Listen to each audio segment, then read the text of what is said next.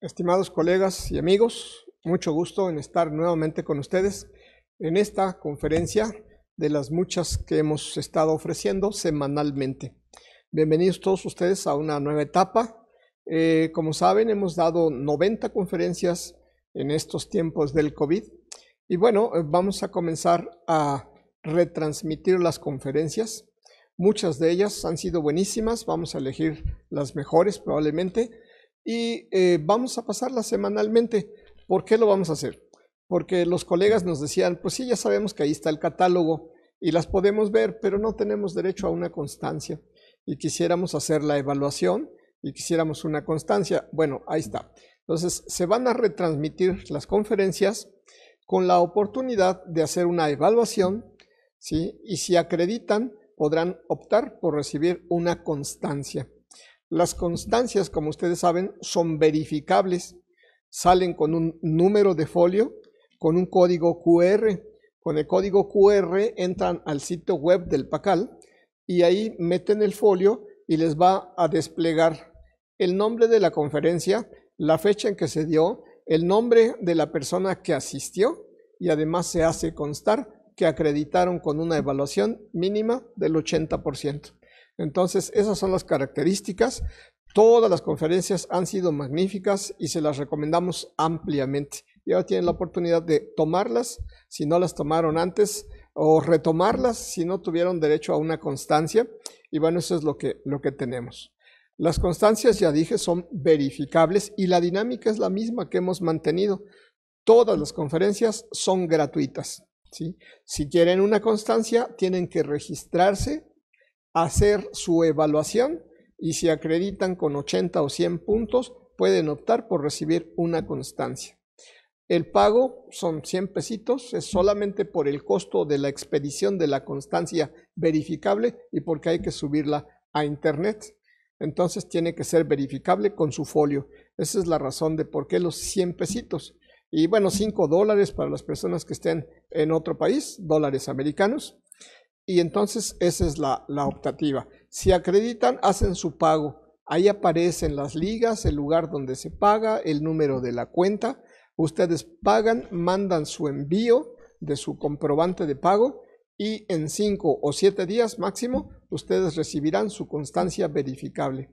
¿Por qué 5 días o por qué 7 días? Bueno, es que hay veces que quienes se tardan son los colegas en hacer su examen y en enviar su pago y entonces van llegando a cuentagotas cuando sabemos que van a seguir llegando. Y para no tener que hacer envíos tardíos, pues nos esperamos hasta que estamos seguros de que pues ya no van a llegar más.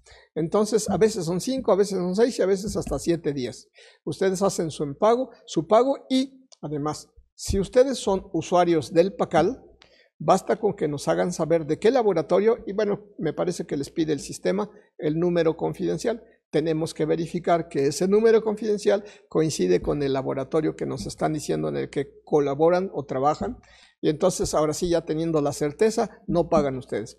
Y si acreditaron, eso sí es requisito, van a poder recibir su constancia.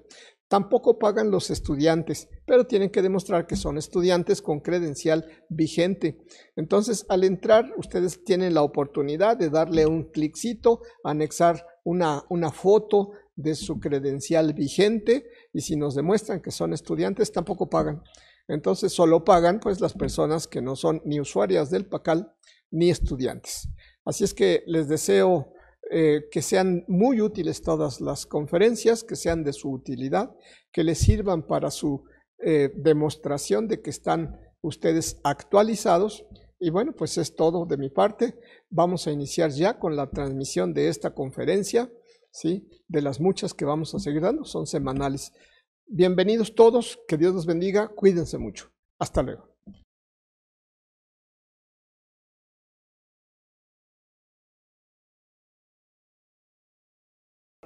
Esta conferencia del día de hoy, ¿sí?, es manejo de guías internacionales para el reporte de antibiogramas. La ponente pues es la bióloga Edith Rebollo Maximino. Ella es colaboradora del PACAL, es la responsable de la sección de pruebas de sensibilidad a los antibióticos en el PACAL. Tiene muchísima experiencia y bueno, pues la invitamos para que nos dé justamente este tema. Así es que, bióloga, entra usted con el pie derecho. Me alejo de usted porque ya sé que me huye por aquello de la Susana. Distancia, le cedo su lugar, su micrófono y su ratón. Gracias. Hola, ¿qué tal? Muy buenas tardes. Pues bienvenidos a todos. Qué pena que estemos todos detrás del monitor, ¿verdad? Estamos ahorita como que en receso, pero pues ese receso que no nos impida seguir aprendiendo. Espero que todos estén pues contentos en sus hogares, ¿verdad? Algunos en sus sitios de trabajo, pero pues estamos en el medio y pues estamos aquí, yo creo que por nuestros pacientes. El área que vamos a tocar lo que es en este par de horas, pues va a ser el área de bacteriología, para olvidarnos un poquito de lo que son los virus. Le damos el avance. Perdón. Ok, pues para olvidarnos un poquito de lo que son los virus, pues vamos a hablar un poquito de lo que son las bacterias. Entonces vamos a recordar que las bacterias pues van a ser organismos unicelulares, los cuales pues van a tener una característica bastante particular que los va a diferenciar pues de algunas células como son los eucariontes. Lo que son las células procariontes, vamos a ver que tienen una flexibilidad en base a lo que es su material genético. Ese material genético pues va a estar disponible, va a estar pues ahora sí disperso en lo que es el citoplasma. Esa característica que tienen estos microorganismos unicelulares pues va a ser así como que el dolor de cabeza para nosotros en el laboratorio, tratar de entender cuáles son las estructuras pues que van a estar involucradas en la hidrólisis de fármacos, en el reconocimiento o no de estas sustancias químicas. Como recordamos desde el punto de vista estructural, lo que son las células procariontes pues no van a tener organelo rodeado por membranas como ocurre con las células eucariontes. Sí, lo que son las células procariontes pues van a tener la capacidad pues de moverse a través de ciertas estructuras de locomoción, como son los flagelos, van a tener los pilis, que también van a ser estructuras por las cuales pues van a transmitir cierta información genética para conferir resistencia entre microorganismos, ya sea de la misma especie o de especies diferentes. Aunado a eso tenemos lo que son algunas estructuras, ¿verdad? Como es la pared celular, la membrana plasmática, las cuales pues van a estar protegiendo a lo que es la célula procarionte. En lo que es el citoplasma pues vamos a tener lo que les decía, el material genético y algunas proteínas. Nosotros en el área de bacteriología debemos estar pues capacitados para hacer una diferenciación entre la diversidad de microorganismos que tenemos en las muestras corporales que nos llegan al laboratorio. De manera general, los que estamos en el área pues debemos aprendernos de memoria y hacer una técnica estandarizada de lo que es la tinción de Gram. La importancia que tiene esa tinción de Gram es precisamente para darle ese colorcito a lo que son las células bacterianas.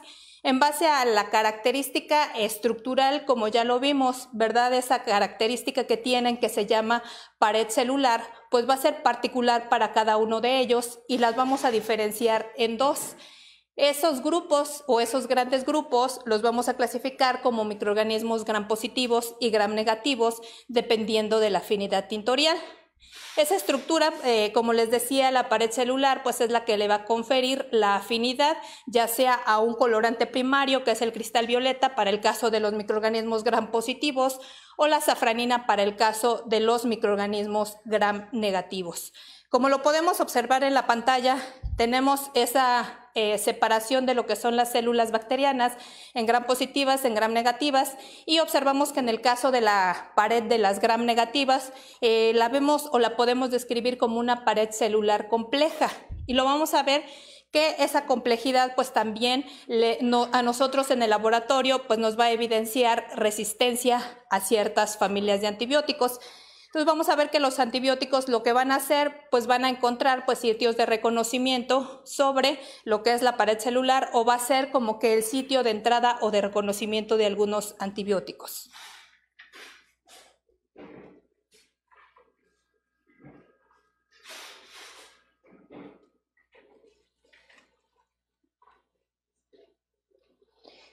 Como conocemos la morfología de lo que son las células bacterianas, ya lo vimos, lo clasificamos en gram positivas o en gram negativas. También nosotros podemos clasificar a estos microorganismos en base a su forma. De manera general, las células bacterianas las vamos a identificar como cocos, como bacilos o algunos de manera particular como espirilos. Dentro de las células de importancia clínica, pues tenemos a lo que son los cocos gram positivos o gram negativos, los cuales se van a dividir de manera particular, se van a estar agrupando quizás en cadenas y los vamos a llamar estreptococos, en racimo de uvas y los vamos a describir quizá como estafilococos. En el caso de los bacilos también van a tener una división particular que van a tener afinidad tintorial, ya sea gram positiva o gram negativa. Pues para empezar o continuar un poquito con lo que es el cuento de terror de la resistencia a los antibióticos, que es el tema que nos trae aquí en esta conferencia, pues es para entender un poquito que quizá a veces prevenir algunos tipos de problemas está en nuestras manos en el laboratorio. Nosotros como químicos, como microbiólogos en el área de los análisis clínicos, pues tenemos a veces la sartén por el mango para decidir tomar o para considerar algunos parámetros o algún conocimiento acerca del reporte o no de ciertos antibióticos, de ciertos microorganismos. Y en el área de bacteriología pues tenemos un problema demasiado grande y es un problema a nivel mundial. Tenemos el reporte de la resistencia a los antimicrobianos.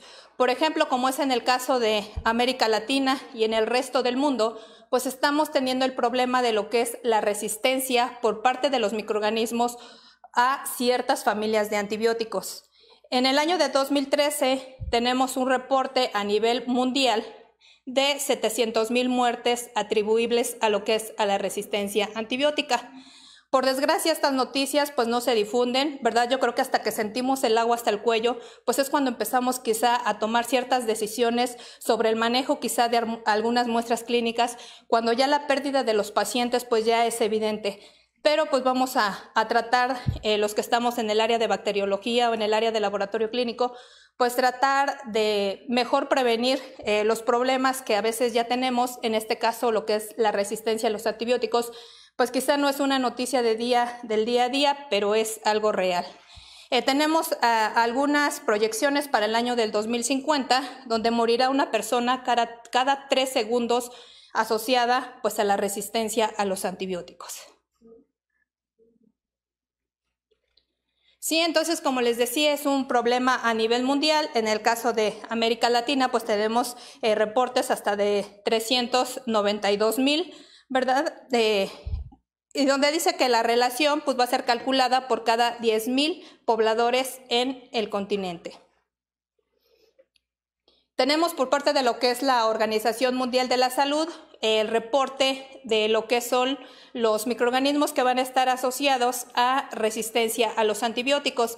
¿Cómo es que la Organización Mundial de la Salud pues hace ese concentrado? Es en base al riesgo o a la prioridad, en base a las opciones terapéuticas que tenemos en el mundo. Lo tenemos en 3 prioridades según la Organización Mundial de la Salud. Tenemos la prioridad crítica, elevada y media.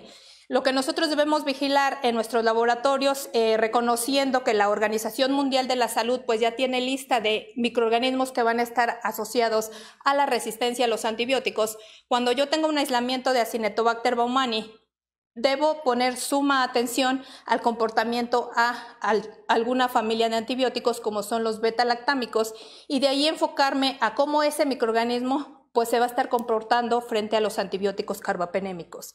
En el caso de Pseudomonas aeruginosa, que va a estar también dentro de la prioridad crítica, va a ser resistente a los antibióticos carbapenémicos. El orden de los enterobacteriales, anteriormente era la familia Enterobacteriaceae, pues también ya tenemos reportes a antibióticos como son los antibióticos beta-lactámicos por producción de ciertas enzimas y por consecuencia hidrólisis de fármacos. En este caso, pues vamos a vigilar la resistencia a los carbapenémicos. Dentro de la prioridad 2 tenemos la prioridad elevada. Ahí la Organización Mundial de la Salud pues pone a Enterococcus faecium resistente a vancomicina, Staphylococcus aureus también pues resistente a lo que son los antibióticos beta-lactámicos y con una susceptibilidad intermedia o incluso ya podemos observar pues la resistencia a lo que es la vancomicina. Tenemos algunas otras especies como Helicobacter pylori, Campylobacter spp, algunas salmonelas o Neisseria gonorrea que también pues, van a ser resistentes a antibióticos de primera elección.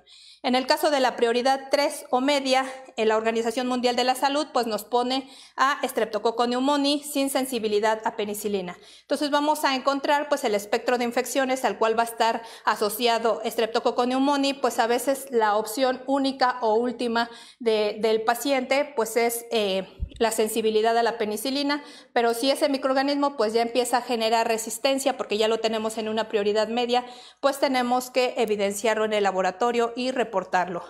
Haemophilus influenza resistente a ampicilina, Shigella resistente a fluoroquinolonas. Entonces, una vez reconociendo aquellos microorganismos que son a veces el dolor de cabeza y no solamente en nuestros hospitales, aquí de manera local, sino que hay reportes a nivel mundial, pues debemos prestar suma atención sobre el uso o el abuso de lo que son los antibióticos. Debemos utilizarlos con conciencia y yo creo que esa es una de nuestras tareas aquí en el PACAL, pues tratar de entender qué antibióticos son los que debemos nosotros trazar para ciertos microorganismos, de dónde es que sale toda esa información, pues para que yo entregue un antibiograma quizá no cargado de antibióticos, sino que yo le entregue los 2 o 3 antibióticos que realmente le funcionen al paciente. Tenemos lo que es la evolución de los antibióticos y recordamos desde lo que es la creación de las sulfonamidas, los antibióticos betalactámicos y de ahí pues continuamos con lo que son las tetraciclinas, los macrólidos y algunas otras familias de antibióticos. Pues como lo vemos en esta diapositiva, lo que pasa es los antibióticos se fueron creando, se fueron sintetizando, se fueron descubriendo a través del metabolismo quizá de algunos hongos, de algunos mismos bacterias o a través de la producción de manera sintética o semisintética. Lo que tenemos hoy en día en el año del 2020, que no aparece en esta diapositiva, pues vamos a ver que lo que tenemos son antibióticos combinados. La tarea o la función de estos antibióticos combinados es precisamente pues para cubrir o para tratar infecciones por microorganismos. Los antibióticos que estamos utilizando o que tenemos ahorita disponibles en el 2020, pues van a ser antibióticos combinados, que lo que van o la función que tienen es precisamente pues cubrir aquellas infecciones por microorganismos que ya van a tener mecanismos de resistencia. ¿Sí? Como vemos en el triangulito de la parte inferior, pues la resistencia va aumentando año con año, día con día, y pues en nosotros está pues revertir lo que es ese proceso. ¿Cuál es la función de los antibióticos? Pues la función del antibiótico es matar a una bacteria, no matar a un virus, no matar a un hongo.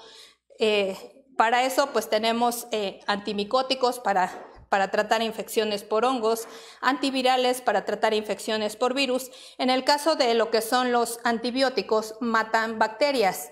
Y para que un paciente pues se le pueda indicar un tratamiento antimicrobiano con un antibiótico, pues yo como laboratorio debo entregarle el nombre del microorganismo y cuál es el antibiótico pues que va a matar a esa bacteria. En el caso de los antibióticos van a ser sustancias químicas, como les decía, que van a estar actuando sobre ciertas estructuras de lo que es la célula bacteriana.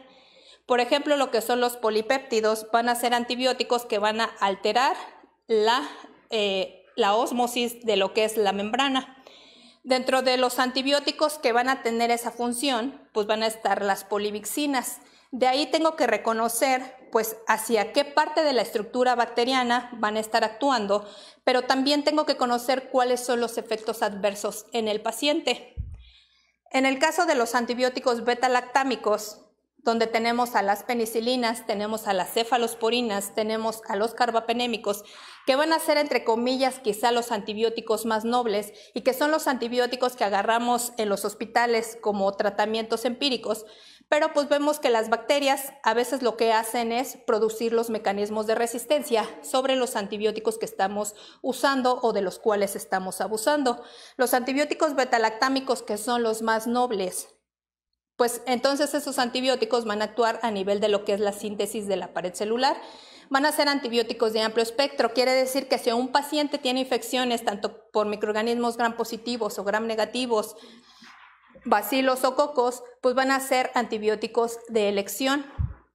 Los glicopéptidos, donde tenemos a la vancomicina, pues también va a actuar inhibiendo lo que es la síntesis de la pared celular, y vamos a ver que la desventaja de ese antibiótico, pues que va a ser altamente tóxico.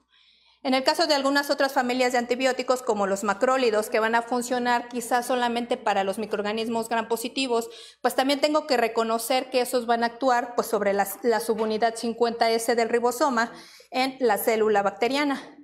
Lo que son las tetraciclinas, los aminoglucósidos y las glicilciclinas, que van a ser antibióticos de otras familias, pues van a actuar a nivel de lo que es la subunidad 30S del ribosoma. Pero también debo tener cuidado sobre qué tipo de microorganismo lo tengo que reportar, a qué clase o a qué familia pertenece cada uno de los antibióticos, y cuál es la opción o el orden de elección de estos antibióticos en el caso de ciertos antibiogramas. Y de ahí pues tenemos algunas otras familias de antibióticos, los cuales pues van a estar actuando quizá pues a nivel de la síntesis o inhibiendo lo que es la síntesis del DNA o de la RNA polimerasa, o algunos incluso pues inhibir lo que es la maquinaria de lo que son las células bacterianas, como es la síntesis del ácido fólico. ¿Qué es lo que hacen estos microorganismos? Pues tenemos estudiado que de manera general pues tienen estrategias de resistencia a los antibióticos. Podemos clasificarlos o resumirlos en 4 mecanismos de resistencia. Como les decía, estas células bacterianas pues van a estar evolucionando, van a evolucionar para protegerse del efecto de los antibióticos. Por ello pues van a ser capaces de adaptarse y de la misma manera de resistir pues al efecto de estos fármacos. El antibiótico pues va a ser la sustancia, como lo vimos, capaz de fijarse al receptor y pues empezar a desencadenar problemas de funcionamiento en lo que es la célula bacteriana para matarla o para inhibirla, dependiendo pues del tipo de antibiótico que sea. De manera general, las estrategias de resistencia de los microorganismos se van a resumir en 4. La primera va a ser la mutación del receptor, donde el receptor, donde va a anclarse el antibiótico, pues debe encontrar una zona de reconocimiento, pero a veces pues existe una mutación en ese sitio blanco y pues ya el antibiótico no va a tener manera de anclarse sobre el receptor de la célula bacteriana. El siguiente mecanismo estudiado es la modificación del antibiótico por la producción de enzimas, principalmente en el caso de los gram negativos, la producción de enzimas beta-lactamasas, de enzimas carbapenemasas, pues van a hacer una modificación directa en lo que son pues familias de antibióticos, como son los antibióticos beta-lactámicos. Otro mecanismo, otra estrategia o inteligencia de lo que es la célula bacteriana, principalmente en el caso de los gram negativos, en el caso de Pseudomonas aeruginosa, pues tenemos estudiada lo que es la impermeabilidad de la bacteria. ¿Para qué? Pues para que ese antibiótico o una clase de antibiótico de la misma familia pues no entre o no haga su función en el sitio blanco de la célula bacteriana. ¿A través de qué? Pues a través de la mutación, a través del cierre de porinas, a través de ciertas estructuras, pues donde va a pasar el antibiótico. El cuarto mecanismo, la estrategia de resistencia, pues va a ser la expulsión del antibiótico a través de ciertas bombas de flujo. Y vamos a ver que así, reconociendo lo que es la célula bacteriana, la maleabilidad o la manera en cómo puede ser tan flexible ese material genético, la disponibilidad que tienen de información entre especies diferentes o las mismas especies de las células bacterianas, pues van a complicar muchísimo lo que son a veces los tratamientos en nuestros pacientes. Y así empieza la historia, la manera en cómo las bacterias se van a estar pues defendiendo de los antibióticos. Lo que nos llega al laboratorio pues va a ser una hoja, ¿verdad? Con ciertos datos que para nosotros van a ser sumamente importantes, que nosotros debemos prestar mucha atención. ¿Por qué? Porque nosotros al paciente no lo podemos llamar como paciente de la cama fulana de tal, sino que nosotros debemos llamar al paciente con su nombre, con sus apellidos, en qué cama está, si es un dato importante, los que estamos en el hospital, el sexo del paciente, la edad del paciente, pues van a ser datos bastante valiosos.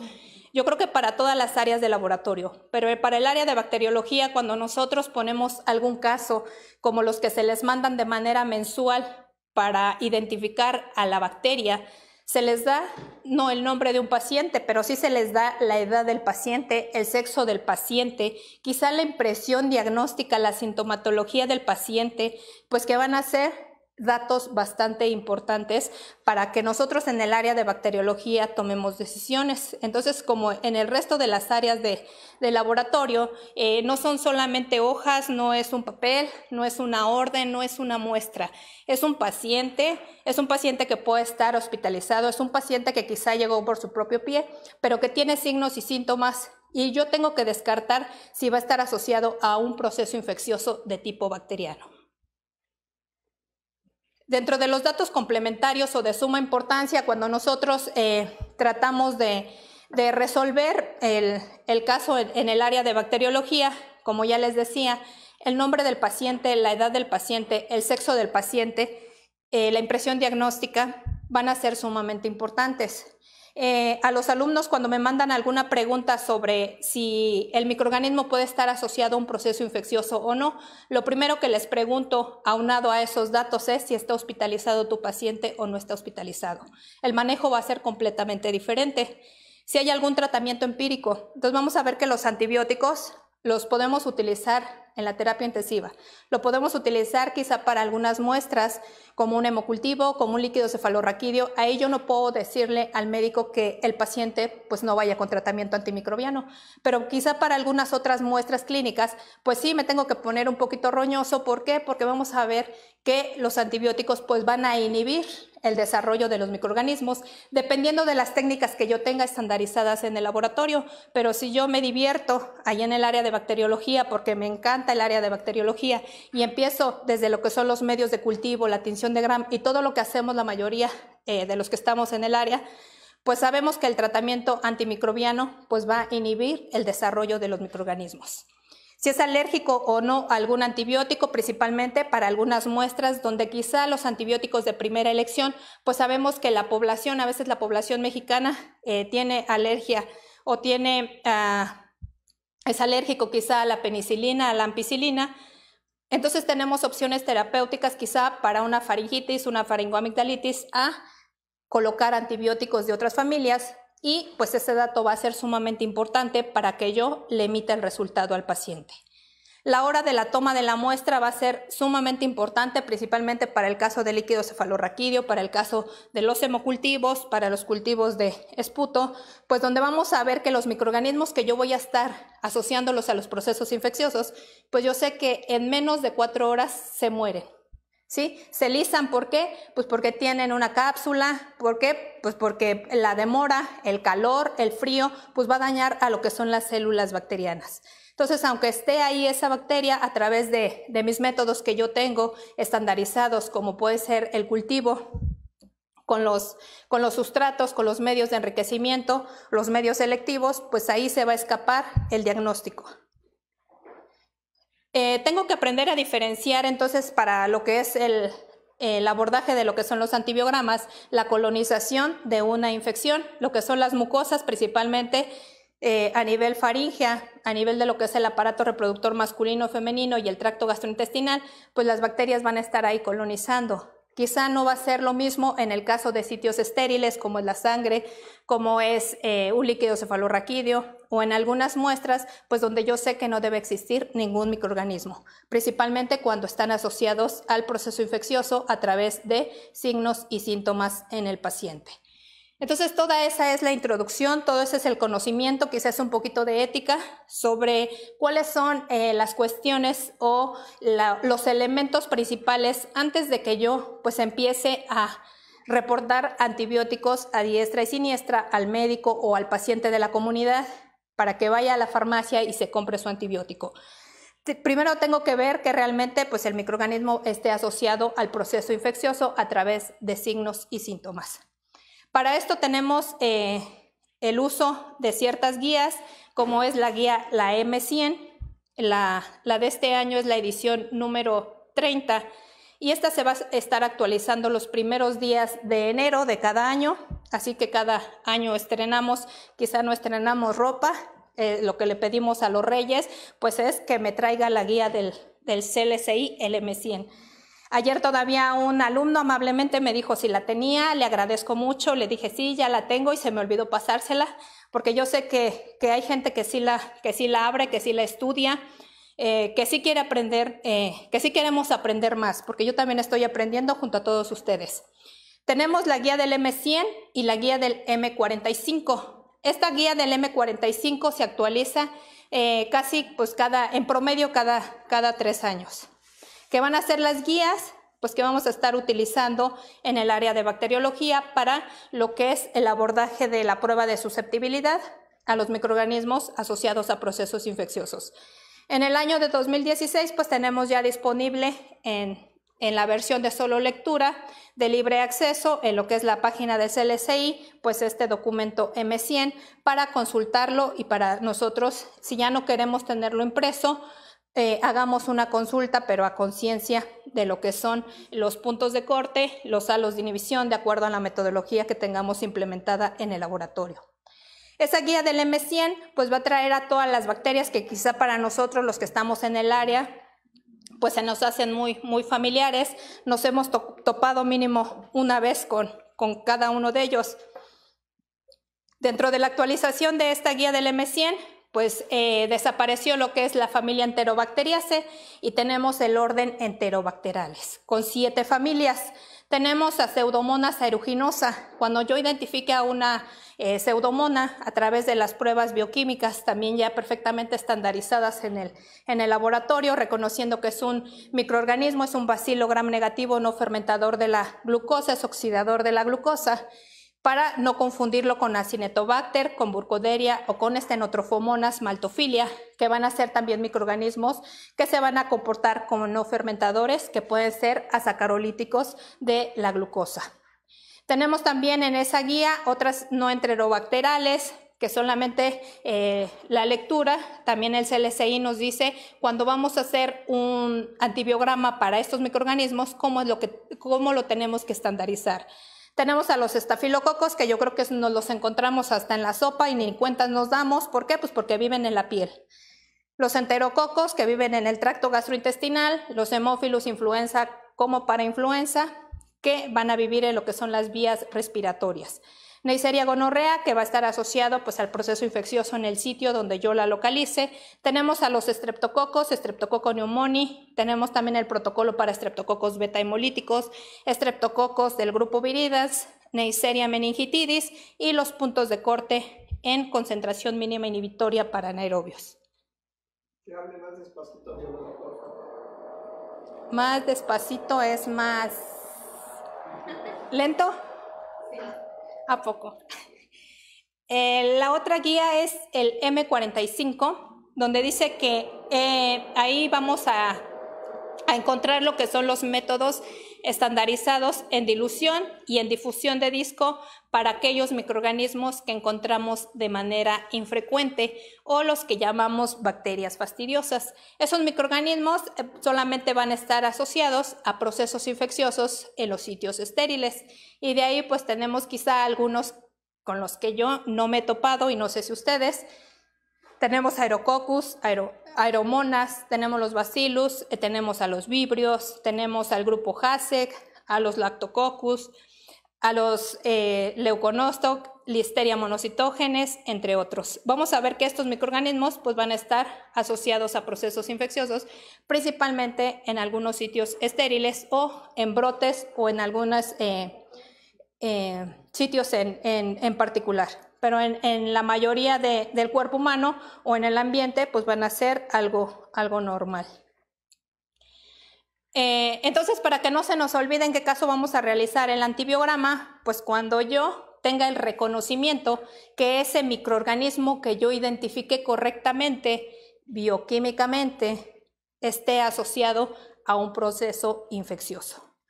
Cuando la susceptibilidad de este microorganismo pues no la pueda predecir a través de su identificación. Por ejemplo, en el caso de los estreptococos, en el caso de los estreptococos beta hemolíticos, yo voy a identificarlo bioquímicamente a través de unidiscos, utilizando bacitracina y trimetoprim.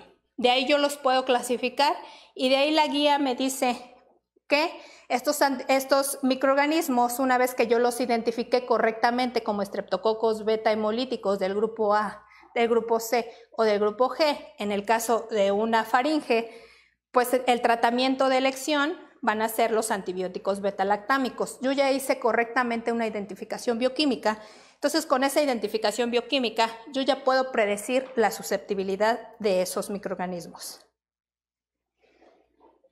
Entonces, antes de reportar los antibióticos, pues tengo que saber que para el paciente o a veces para nosotros que me arde la garganta o me duele la pestaña, tómate este antibiótico, no son dulces. Entonces tenemos que utilizarlos con conciencia. Esta es una tarea y lo saben quienes la están viendo, el químico Lucio, la química Celina del Colegio de Campeche. Es nuestro coco.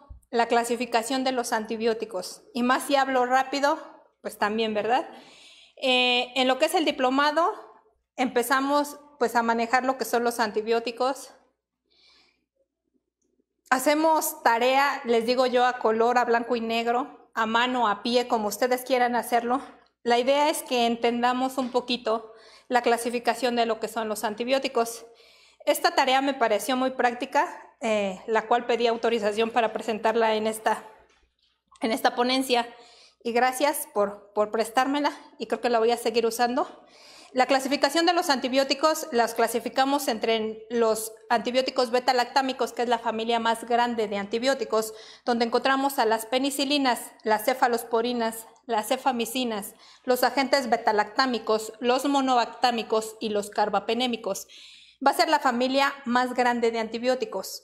Van a ser los antibióticos, como les decía, finalmente son drogas, pero van a ser los más nobles, que en muchos hospitales pues los utilizan como tratamiento empírico. ¿Para qué? Pues porque la bondad que tienen es que son antibióticos de amplio espectro y son bactericidas. Quiere decir que cubre tanto gram positivos como gram negativos, cocos, bacilos, aerobios, anaerobios.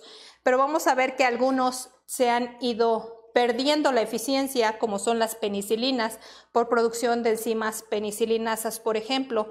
Las cefalosporinas de generaciones, tenemos las cefalosporinas de primera, de segunda, de tercera, de cuarta, las de quinta generación, que también ahorita en el caso de los gram negativos, donde tenemos la hidrólisis a partir de lo que son las cefalosporinas de tercera y cuarta generación, pues ya se las están chutando los microorganismos, es decir, ya se está perdiendo pues la opción terapéutica. De ahí nos vamos a los agentes betalactámicos. Esos agentes betalactámicos pues tienen también una función particular o directa sobre la...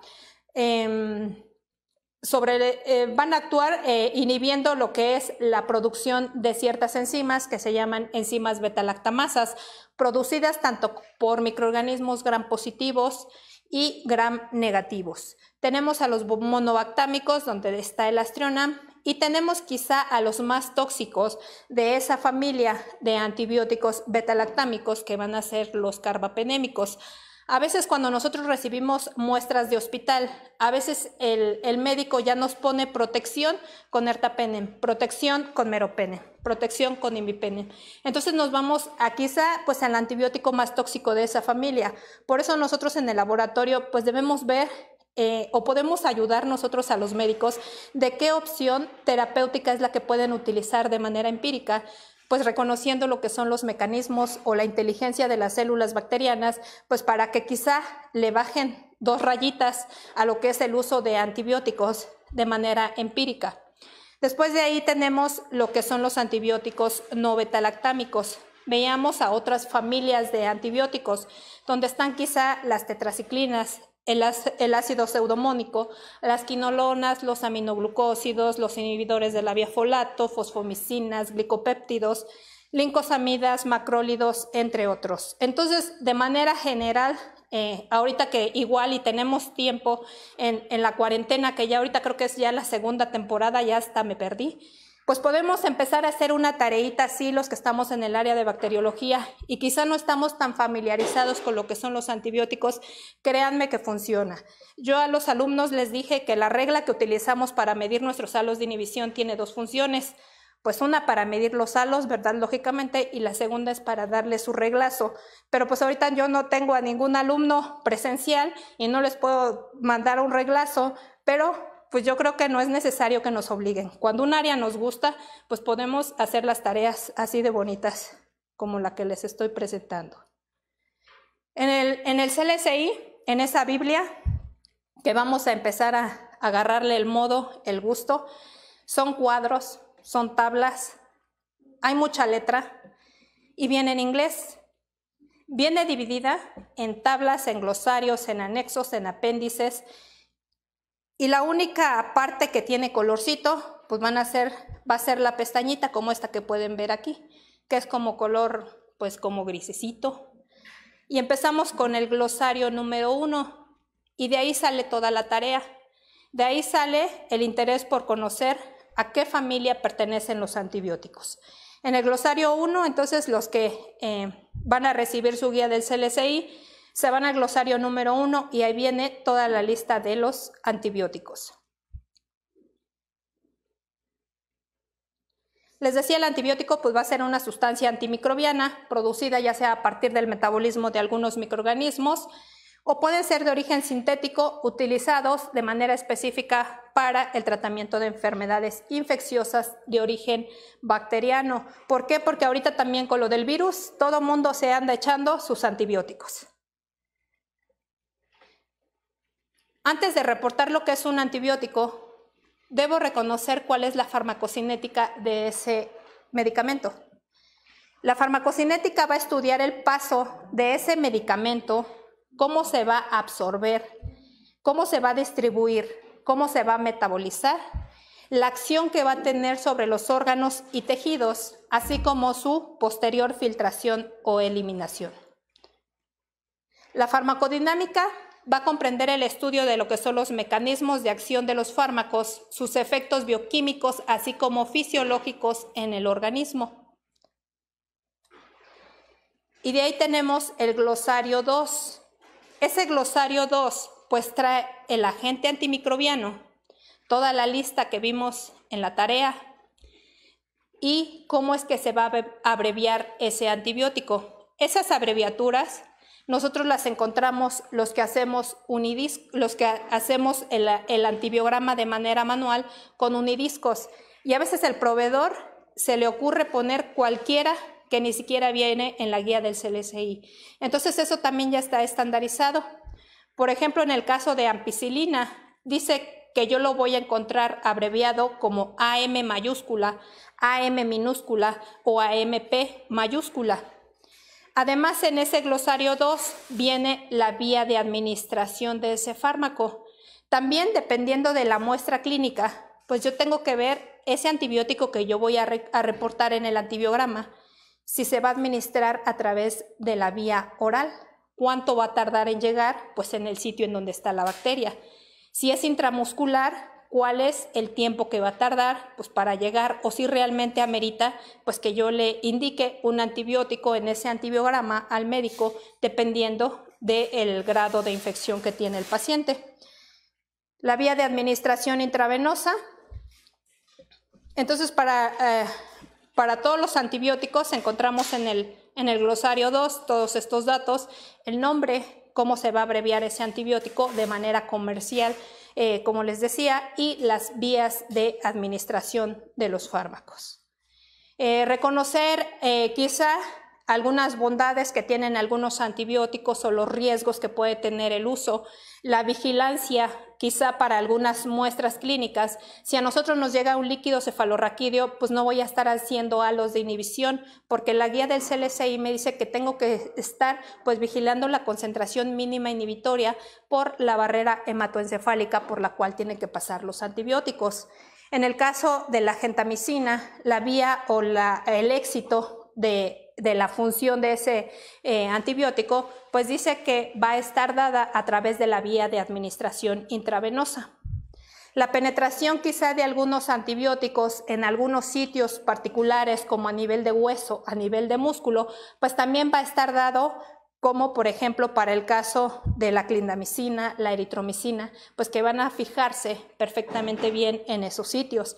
Cuando yo tenga el reporte de un estafilococo aureus en un cuadro de osteomielitis, pues tengo que ver que la opción terapéutica primaria para ese paciente pues va a ser lo que es la clindamicina. El tratamiento quizá de algunos antibióticos, como les decía, los efectos adversos, como algunos pueden llegar a ser nefrotóxicos, como la gentamicina, la vancomicina, y algunos pueden ser ototóxicos, pues también va a ser importante que yo considere si los voy a estar reportando en los antibiogramas. Principalmente los que trabajamos pacientes de la comunidad, a veces encontramos antibiogramas donde pues llevan para un estafilococo epidermidis del sitio donde ustedes quieran o un estafilococo aureus el reporte de vancomicina. Entonces eso es un pecado, eso es un delito, en no ponernos a pensar sobre los efectos adversos que tienen algunos antibióticos. Quizá en el ambiente hospitalario, como les decía, sea la última opción en tratamiento terapéutico pues para pacientes que están críticos. ¿Por qué? Porque ahí encontramos bacterias que ya son resistentes quizá pues a los antibióticos de primera elección. ¿Cuál es el desenlace que van a tener pues el uso o el abuso de estos antibióticos en el organismo? Pues va a ser la modificación de lo que es la microbiota bacteriana, principalmente a nivel del tracto gastrointestinal. Vamos a ver que la microbiota que nos protege en todo nuestro organismo pues van a ser las enterobacterias, las bacterias que viven en el intestino, y si de ahí nosotros las empezamos a modificar por el abuso de antibióticos, pues vamos a tener pues ya infecciones como la diarrea asociada a o el abuso o por el abuso de antibióticos, donde solamente pues vamos a encontrar la proliferación de algunos otros microorganismos anaerobios como Clostridioides difficile, asociado a ¿qué? Al abuso de antibióticos.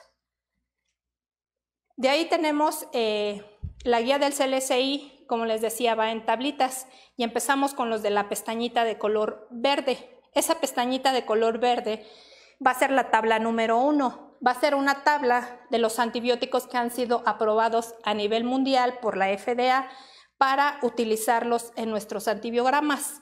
Esa tabla 1A nos va también llevando de la mano sobre el orden en que nosotros debemos reportar los antibióticos y los va a clasificar en grupo. Los del grupo A es así como el abecedario. Los del grupo A van a ser los agentes antimicrobianos más apropiados para probar y reportar en el panel primario de la prueba de manera rutinaria. Los del grupo B son aquellos que van a ser, o la FDA nos dice que ese grupo de antibióticos los voy a informar de manera selectiva. En caso de que el microorganismo que yo haya identificado y presente resistencia a los antibióticos que van a ser de primera elección, los del grupo A. Entonces, si yo veo resistencia a los del grupo A, tengo que complementar mi antibiograma con antibióticos del grupo B. En fuentes específicas como líquido cefalorraquídeo, como les decía, si yo conozco el sitio de la infección, pues los del grupo B, si ya se chutaron las bacterias, los del grupo A que son de primera elección, pues tengo que direccionar mi antibiograma hacia el uso de antibióticos que están dentro del grupo B para ese microorganismo que va a estar en el líquido cefalorraquídeo. Porque ya vimos que la característica que deben tener esos antibióticos pues es que tengan que pasar por esa barrera hematoencefálica. Por ejemplo, en el caso de cefalosporinas de primera y segunda generación, pues no van a ser antibióticos pues para una infección que tiene el paciente en el cerebro, ¿verdad? Por la vía de administración. Entonces ya tenemos que direccionar dentro del grupo B a las cefalosporinas o a partir de cefalosporinas de tercera generación. En orina con infección, donde ya sabemos el origen o ese microorganismo en qué sitio está, pues cuáles son los antibióticos de elección secundaria para esa muestra clínica. Si hay una infección polimicrobiana donde están pues también asociados múltiples sitios, en pacientes alérgicos a lo que son los antibióticos del grupo A, pues los voy a complementar o voy a complementar ese antibiograma con antibióticos del grupo B. En el caso de intolerancia o algún fallo en el tratamiento por aquellos antibióticos que van a estar dentro del grupo A. Entonces seguimos con la tabla 1A, igual sigue siendo la pestañita de color verde. Tenemos a los enterobacterales, a Pseudomonas aeruginosa, estafilococos, enterococos, y así los va poniendo de primera, de segunda elección. Los C o los de tercera elección incluye antibióticos alternativos o suplementarios para aquellas cepas que van a ser endémicas resistentes a las drogas primarias o para aquellos microorganismos inusuales o como apoyo epidemiológico en el sitio en donde yo esté. Igual viene en la tabla 1A. Tenemos un grupo U, que es el que me gusta y es el que tenemos más problemas en lo que es la evaluación del control de calidad, porque la guía del CLSI en la tabla 1A te dice que son antibióticos usados solo en forma primaria para infecciones del tracto urinario. Entonces, en los ciclos, cuando no se les manda alguna muestra de un urocultivo, pues tenemos que quitarlo, porque dice que las del grupo U pues son antibióticos que se usan de forma primaria para la infección del tracto urinario. Tenemos otros dos grupos, que es el grupo O y el grupo INB. Los del grupo O incluyen antibióticos como indicación clínica para organismos, los cuales pues no vamos a probar de manera rutinaria. Los del grupo INB van a estar en investigación quizá para algunos microorganismos, pero los cuales aún no han sido aprobados por la FDA.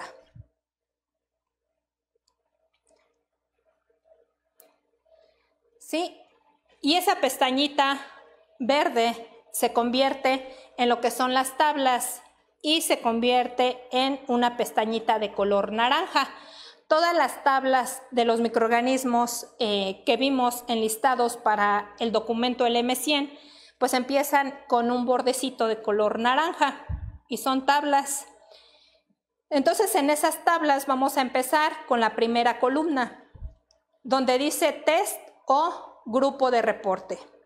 Ese test o grupo de reporte, ahí es donde nosotros encontramos la O, donde dijimos que era de grupo O, como indicación clínica para organismos que no son candidatos para la prueba de rutina. Tenemos las del grupo A, de primera elección, los de B, de segunda elección, tenemos aquí otro O, tenemos aquí un B de segunda elección, aquí tenemos un U que es para vías urinarias y aquí tenemos el A que es el de elección primaria.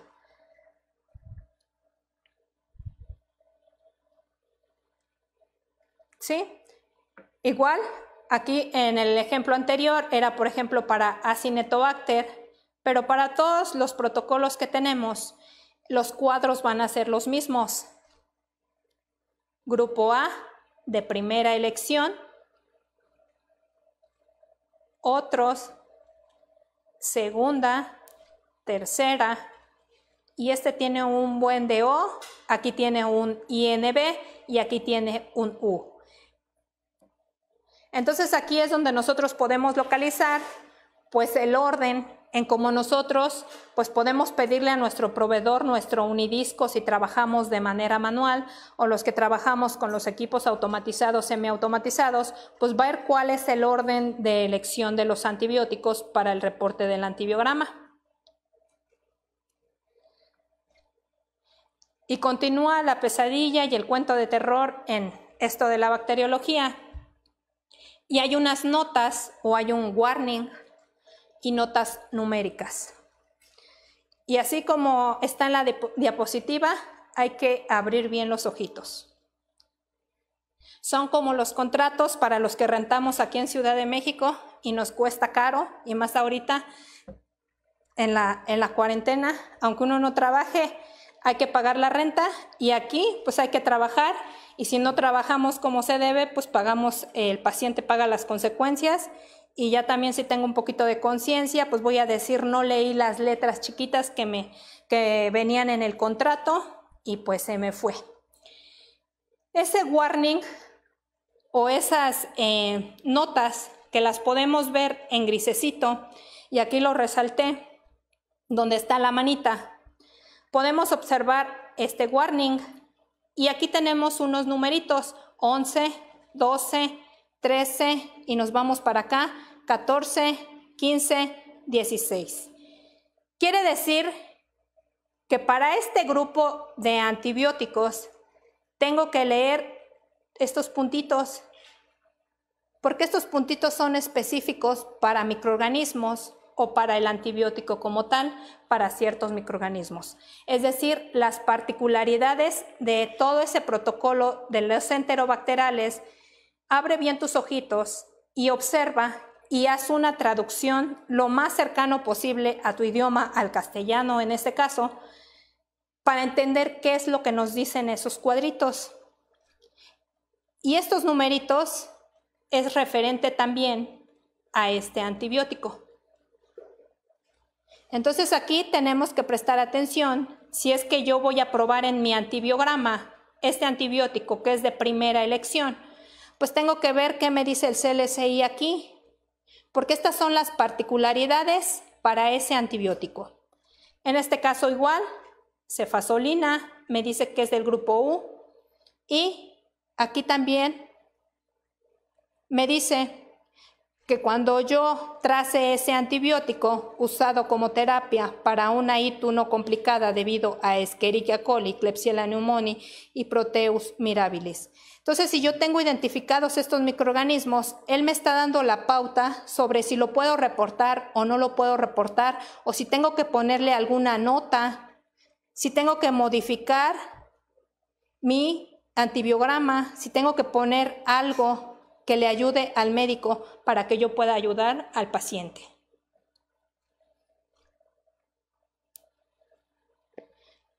En el caso de Acinetobacter, con los lipopéptidos también encontramos pues otro warning, igual, les decía, todos los protocolos van a tener warning al que nosotros debemos prestar atención, vienen de color grisecito, yo lo hice para que se notara un poquito más en la presentación con algunos cuadros con bordes gruesos, pero esa es la parte o la particularidad que nosotros debemos enfocarnos al momento de trazar ciertos antibióticos.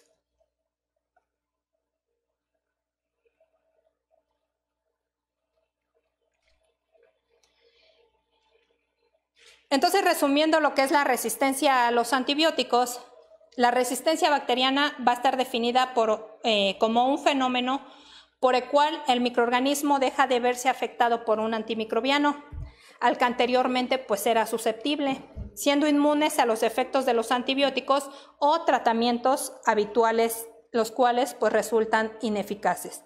No va a depender de la dosis del antibiótico. En el caso de la resistencia natural, es una resistencia o un mecanismo permanente determinado genéticamente por todos los integrantes de una especie bacteriana. Entonces, al momento en que yo identifique correctamente a la bacteria a nivel de género y a nivel de especie, para que yo pueda utilizar el protocolo o la guía que le corresponda, si lo hago de manera manual o si lo hago de manera automatizada, ver qué antibióticos son los que va a trazar el sistema, pues tengo que reconocer o diferenciar la resistencia bacteriana adquirida de la resistencia natural del microorganismo perfectamente identificado. En el caso de Proteus mirabilis, pues va a ser resistente de manera natural a lo que son las tetraciclinas a través del mecanismo de expulsión del antibiótico. Proteus mirabilis va a ser resistente también de manera natural, es decir, que no hay un sitio de reconocimiento para ese antibiótico debido a la presencia de un lipopolisacárido que disminuye la afinidad al sitio diana. Klebsiella pneumoniae va a ser resistente a lo que es la penicilina por la producción de enzimas beta-lactamasas. Entonces es algo ya natural en la célula bacteriana. Una vez que ya identifiqué correctamente a la bacteria, por eso es importante que yo no lo ponga como SPP, y han salido muchos memes con algunas palabras altisonantes, que dice, nosotros tenemos que llegar a la identificación de lo que es el género y la especie. ¿Por qué? Porque de manera natural, a pesar de que sean del mismo género, quizá la especie pues va a tener un antibiótico al cual pues ya tenga resistencia de manera natural. Esa resistencia natural la voy a observar en el apéndice B. Aquí dice apéndice B y en el B1 tenemos a los enterobacterales. Empezamos con Citrobacter. Tenemos aquí 3 especies de Citrobacter, los cuales pues van a tener una resistencia parecida, pero aquí tenemos a Citrobacter cosseri, Amalonaticus o el grupo de Citrobacter amalonaticus, que va a ser resistente a ticarcilina. Para el caso de quizá algunos otros proteus, también vamos a ver pues algunas particularidades o algunas R's que quizá pues vayan a faltar o que sobren en cada uno de las especies perfectamente identificadas. Si en el caso del orden enterobacterales viene en el apéndice B1. Tenemos el apéndice B2, donde están los no enterobacterales, que quizá son los microorganismos que nos cuesta un poquito más de trabajo identificarlos bioquímicamente. Pero vamos a ver que si nos cuesta trabajo identificarlo bioquímicamente, pues nos vamos a ir derechito al infierno si no lo identificamos correctamente a nivel de género y a nivel de especie. Porque las resistencias naturales pues van a ser completamente diferentes. Por ejemplo, no puedo confundir a una Stenotrophomonas maltophilia, por ejemplo, con una Pseudomonas aeruginosa, o con una Burkholderia cepacia, o con una Cinetobacter, que van a ser pues no enterobacterales, que como les decía, van a ser no fermentadores de la glucosa.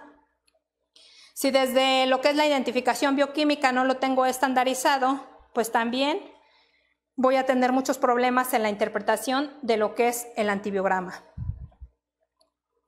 Entonces, cuando nosotros nos topamos con un microorganismo no fermentador para la identificación y después para trazar lo que son los puntos de corte para los halos de inhibición o concentración mínima inhibitoria para estos microorganismos, es importante que yo la identifique correctamente.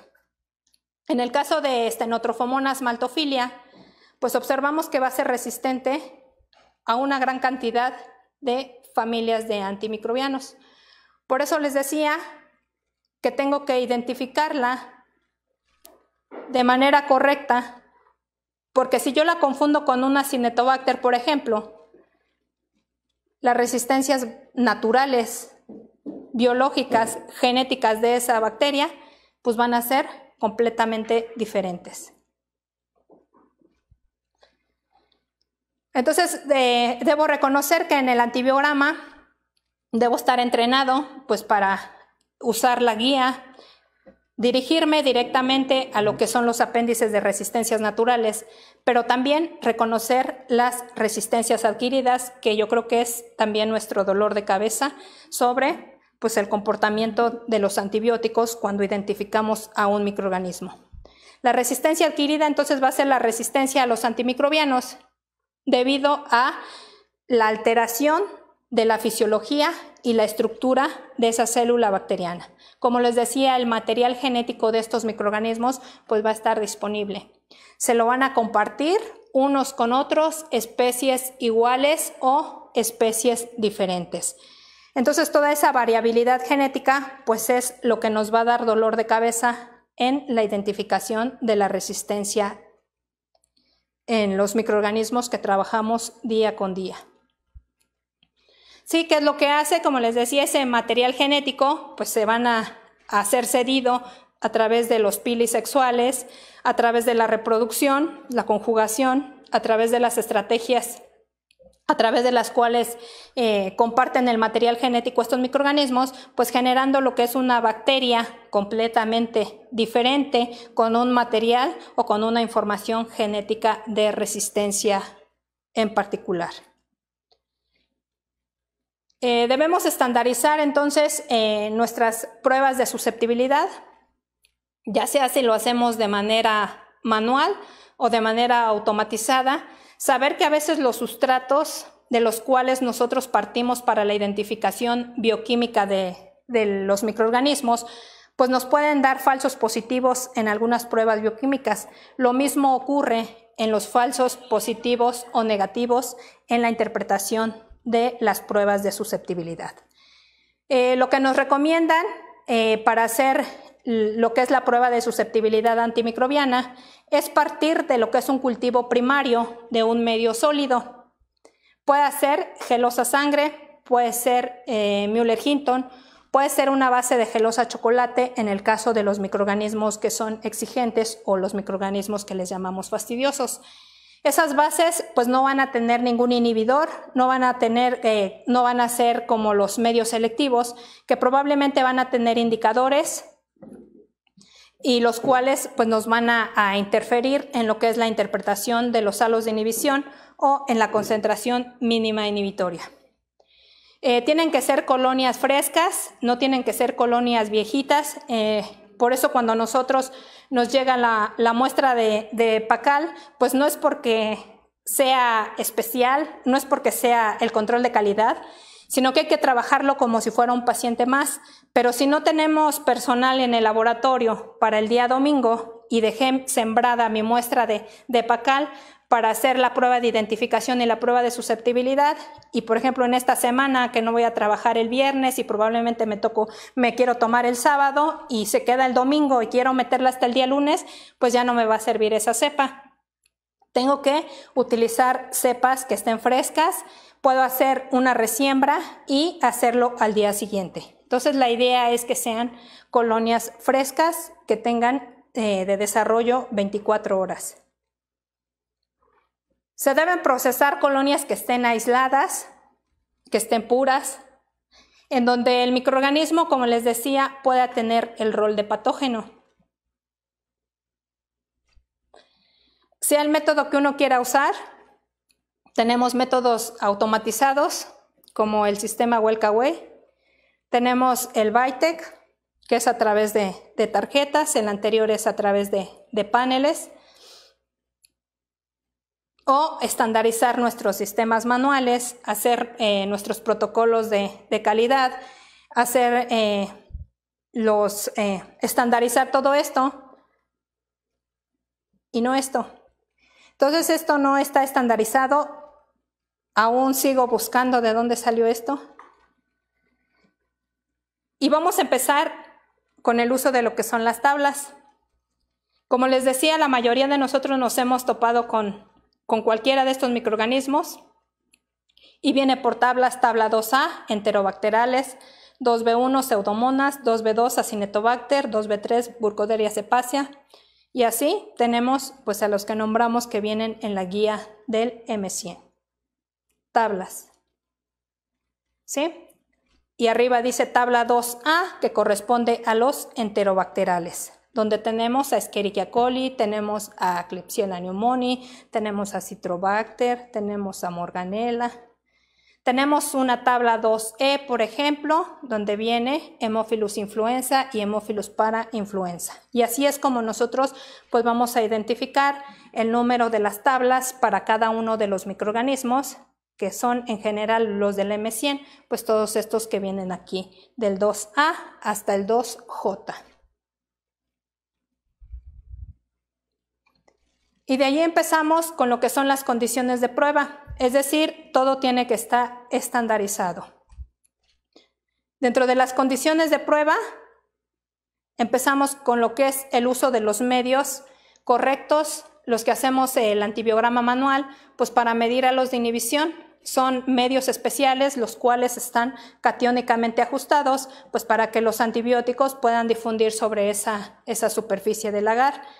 Para cada uno de los microorganismos, en el protocolo, en la parte superior, nos dice que para medir los halos de inhibición, cuál es el medio que yo necesito. Agar Müller-Hinton en el caso de los enterobacterales.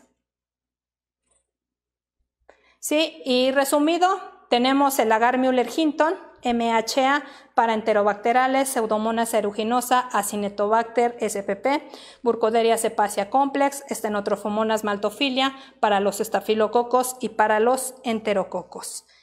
¿Sí? En el caso de los Haemophilus influenza y para influenza tenemos el medio HTM, y en el caso de que yo tenga que hacer una prueba de susceptibilidad para Neisseria gonorrea, es en una base de agar de gelosa chocolate con suplemento de crecimiento al 1%.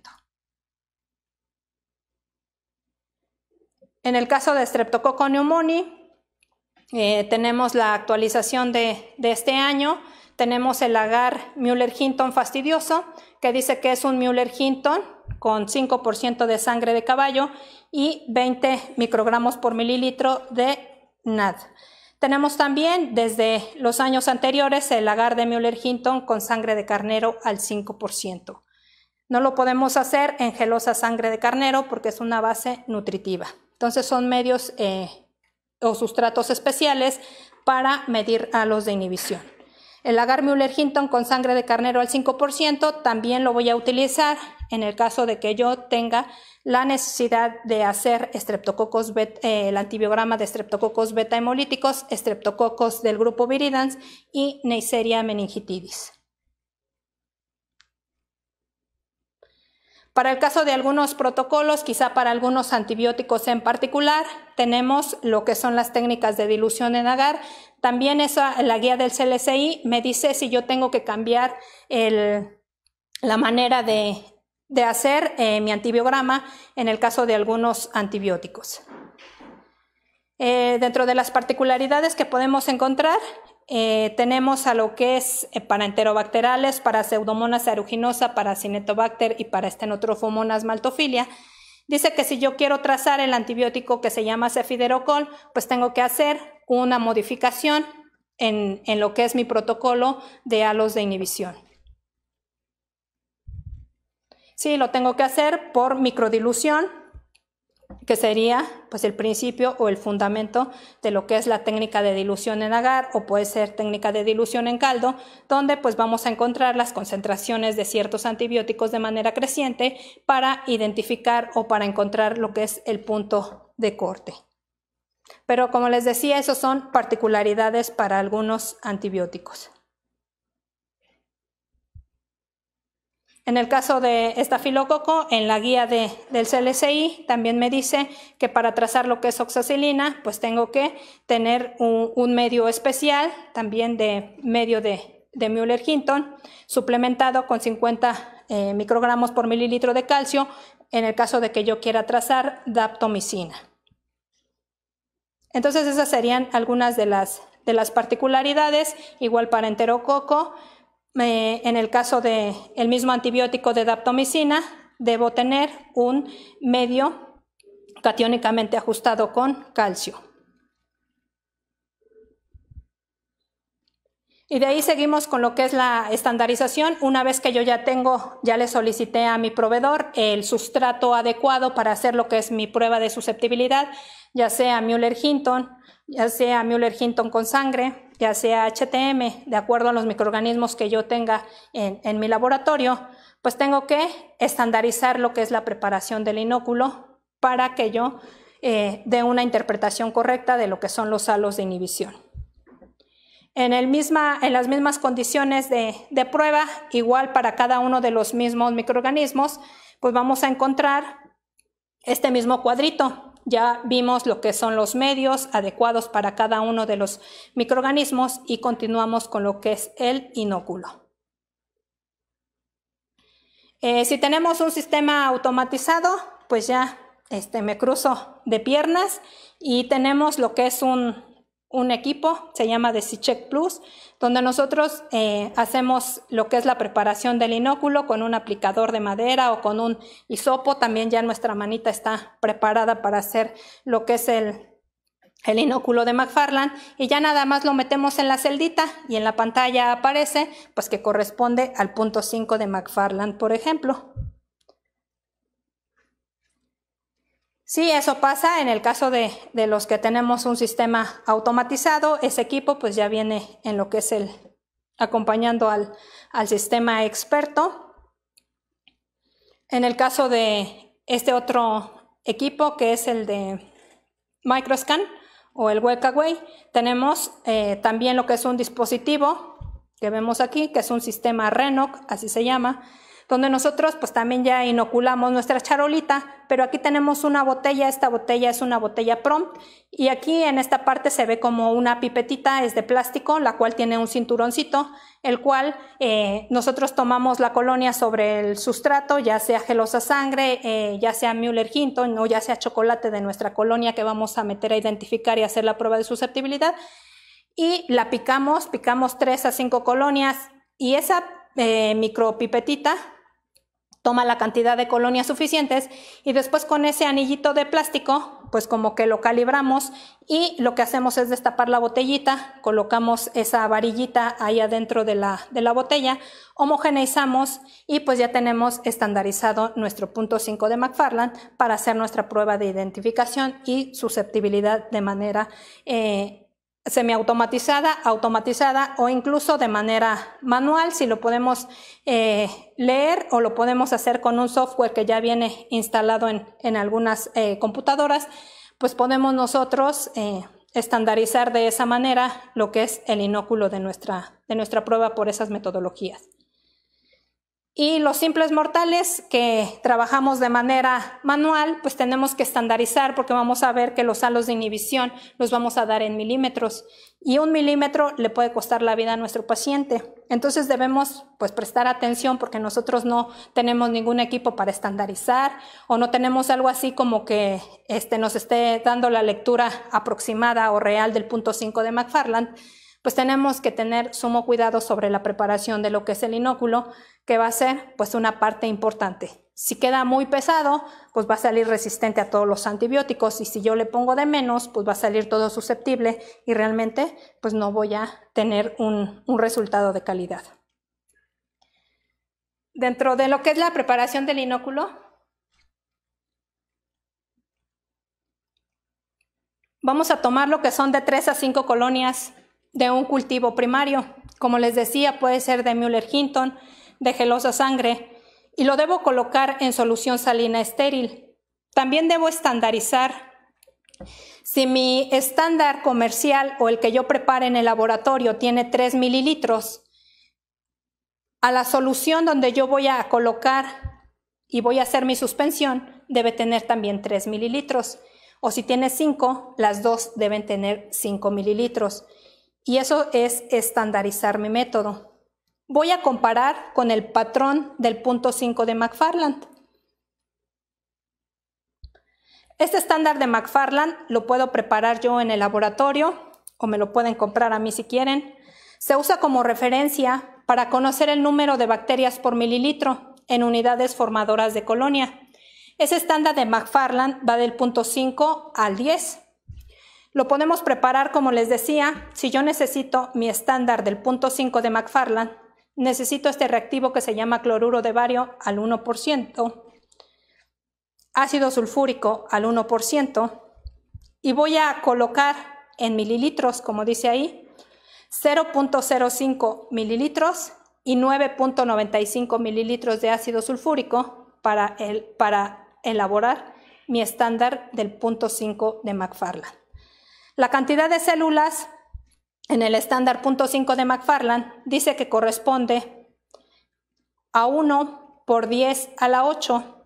Entonces multiplico 1.5 por 10 a la 8, y esa es la cantidad aproximada de células bacterianas que tengo en este estándar de McFarland.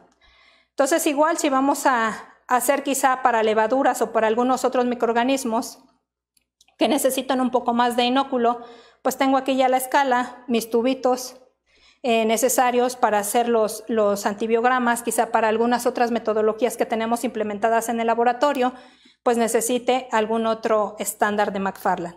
El que vamos a ver para la guía del CLSI, el M100, en todos nos solicita que tengamos estandarizado el punto 5 de McFarland. Entonces, una vez que ya preparé el inóculo, lo que hago es humedecer con lo que es un hisopo de dacrono de rayón, y voy a empezar a colocar en mi sustrato, si es un microorganismo no fastidioso o un microorganismo no exigente, pues ya vimos que lo podemos hacer en un sustrato de Müller-Hinton catiónicamente ajustado. La idea es también estandarizar nuestra técnica, no dejar espacios abiertos. Nos recomiendan pues hacer una descarga de extremo a extremo y empezar a cubrir lo que es toda la superficie del agar. Después le damos la vuelta a lo que es la placa a relación de 60 grados y empezamos a cubrir pues en otra dirección lo que es la superficie. Y después le volvemos a dar una vuelta en relación a lo que son los 60 grados y le damos pues la tercera pasadita sobre el sustrato que estemos trabajando. En general pues nos recomiendan hacer 3 rayas dependiendo de la experiencia, dependiendo de los días que llevemos de castigo en el área de bacteriología. ¿Para qué? Pues para que nuestros antibiogramas salgan bien bonitos. Y nos recomiendan pues sellar lo que es el borde del sustrato con la intención de no dejar espacios o huequitos donde el antibiótico podría hacer la función por no colocar lo que es el microorganismo. Entonces, como les decía, todo está estandarizado. Los que trabajamos de manera manual, debo reconocer, una vez que ya coloqué el inóculo sobre el sustrato, pues ahora cuántos unidiscos tengo que poner por placa.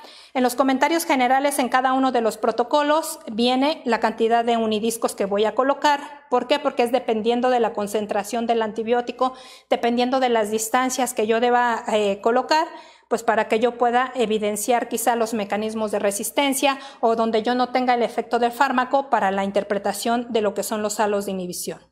Los vamos a colocar con pinzas estériles y como lo ven en la fotografía, vienen en tubitos de la marca que sea, Becton Dickinson, Oxoid. Nada más pues verificar que tenga la abreviatura correspondiente y la concentración que el CLSI pues también me está indicando para colocarlo sobre el sustrato. Puede ser en Müller-Hinton o en Müller-Hinton con sangre. Entonces, para esto también está estandarizado. Tenemos las placas que la guía del CLSI nos dice. En aquellas de 150 milímetros o 15 centímetros. Para el caso de enterobacterales, Pseudomonas aeruginosa, Cinetobacter, Burkholderia, Stenotrofomonas, Staphylococcus y Enterococos. En las placas comerciales de 15 centímetros tengo la posibilidad de poner 12 unidiscos. En las de 10 centímetros tengo la posibilidad de poner 6 unidiscos. Para Haemophilus influenza, para influenza Streptococcus pneumoniae, Streptococcus beta hemolíticos, Streptococo del grupo Viridans, en las placas de 15 centímetros tengo la posibilidad de poner 9 unidiscos. En las de 10, 4 unidiscos. Y para Neisseria gonorrea me dice que para algunos antibióticos, principalmente cefalosporinas y las fluoroquinolonas, voy a poner máximo en la de 15 centímetros de 2 a 3 unidiscos. Neisseria meningitidis, en el caso de las placas de 15 centímetros, 5 unidiscos, y en el caso de las de 10, pues solamente puedo poner 2 unidiscos. Y las comerciales o las que nos llegan a nosotros en el laboratorio sin decir marca, miden 85 milímetros. Entonces, si yo no tengo ni 10 centímetros, pues no le puedo poner ni siquiera los 6 unidiscos o los 4 unidiscos o los 2 unidiscos. La profundidad también está estandarizada porque lo que hace el antibiótico se va a difundir sobre el sustrato. Por eso les decía la importancia de la concentración, otra más bonita. La incubación, una vez de que ya coloqué los unidiscos, pues tengo que saber también cómo les gusta vivir a las bacterias, con qué cantidad de oxígeno, con qué cantidad de CO2, en qué temperatura se ponen bien calientes y se reproducen y el antibiótico los inhibe, ¿verdad? Les estate quieto. Entonces tenemos varias atmósferas y el CLSI te dice también cómo las vas a incubar. Si las vas a incubar en condiciones con CO2, en el frasquito con vela y en la parrilla de manera directa en las incubadoras que de manera común tenemos nosotros en el laboratorio. Dentro de las condiciones de incubación, para el caso de los enterobacterales y Pseudomonas aeruginosa, debo tener estandarizada la temperatura de mi incubadora. Dice que a 35 grados más menos 2 en condiciones aerobias. Quiere decir que cuando yo haga un antibiograma, solamente abro las puertitas de la incubadora y los voy a colocar encima de la charolita. Si yo hice halos de inhibición, pues tengo que medir y estar bien atento cuando yo meta un antibiograma de Pseudomonas aeruginosa, leerlo estrictamente entre 16 y 18 horas. Y si lo hago por dilución o el equipo me va a sacar el resultado, pues va a ser la lectura o va a estar estandarizado de 16 a 20 horas. O sea que si quiero comparar yo un sistema automatizado con un manual, pues le vamos a decir yo lo reporto 2 horas antes que tú. En el caso de Acinetobacter, de Burkholderia, de Stenotrophomonas maltophilia, también en condiciones aeróbicas, mi incubadora 35 más menos 2, pero debo ser paciente y le voy a entregar el antibiograma de 20 a 24 horas por ambos métodos. Los no enterobacterales, en condiciones aerobias, 35 más menos 2 y de 16 a 20 horas. Enterococo, igual en la incubadora de 35 más menos 2 y en halos de inhibición de 16 a 18 horas. Y para la lectura de vancomicina, en el caso de los que estamos en hospital, a veces el mismo equipo te dice que tienes que esperar hasta transcurridas las 24 horas. En el caso de estafilococo, igual en la incubadora de 35 más menos 2 en condiciones aerobias. Y hay una nota en el CLCI que me dice que en condiciones o a temperaturas superiores a los 35 grados, pues probablemente, si por ahí yo no controlé bien la temperatura de mi incubadora, pues no voy a detectar el primer mecanismo o un mecanismo de resistencia muy clásico en el caso de los estafilococos, que es la resistencia a la meticilina. Para los halos de inhibición, tengo que hacer la lectura de mi antibiograma, tengo que poner mi timer o tengo que encargárselo a mi compañero para decirle que mi antibiograma me lo interprete de 16 a 18 horas. Y en el caso de la cefoxitina, que es un marcador de resistencia para los antibióticos beta-lactámicos, dice que lo tengo que leer a las 24 horas. En el caso de los estafilococos o especies de estafilococos diferentes a Staphylococcus aureus, lugdunensis o pseudointermedios. Haemophilus influenza y parainfluenza, 35 más menos 2, pero una condición especial, como lo podemos ver aquí, que requiero incubarlo en una atmósfera que tenga el 5% de CO2 y la lectura la voy a hacer de 16 a 18 horas. Neisseria meningitidis, 35 más menos 2, también necesito un 5% de CO2 y la lectura de estos halos lo tengo que hacer de 20 a 24 horas. Neisseria gonorrea necesita también para la incubación el 5% de CO2, pero la temperatura tiene que estar a 36 grados más menos 1 y todos los métodos se van a interpretar de 20 a 24 horas. Streptococcus pneumoniae, los beta hemolíticos y los del grupo viridans, 35 más menos 2, también requieren una atmósfera de CO2 al 5% y la lectura la tengo que hacer de 20 a 24 horas, no en 18. Entonces, si nosotros montamos nuestro antibiograma a las 12, a las 3 de la tarde, pues tenemos que esperarnos y tener paciencia porque debo considerar que los antibiogramas para ciertos microorganismos pues necesitan horas de 20 a 24 horas.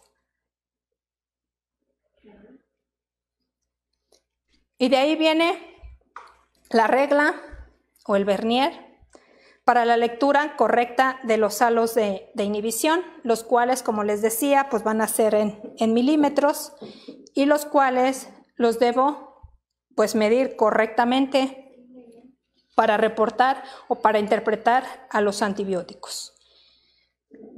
Para ciertos microorganismos, la misma guía del CLCI te dice que para algunos antibióticos el comportamiento pues, no va a ser tan claro o me va a poner a pensar de dónde lo mido, de lo más cercano o donde está la sombrita o donde está el fantasmita o lo más cercano al antibiótico. En el caso de Stenotrophomonas maltophilia y Trimethoprim, cuando yo pruebe este antibiótico que es de primera elección para este microorganismo, pues me va a indicar o me dice que voy a ver como este velito interno y voy a medir aquí donde se observa sin tomar en cuenta ese velito en la parte externa.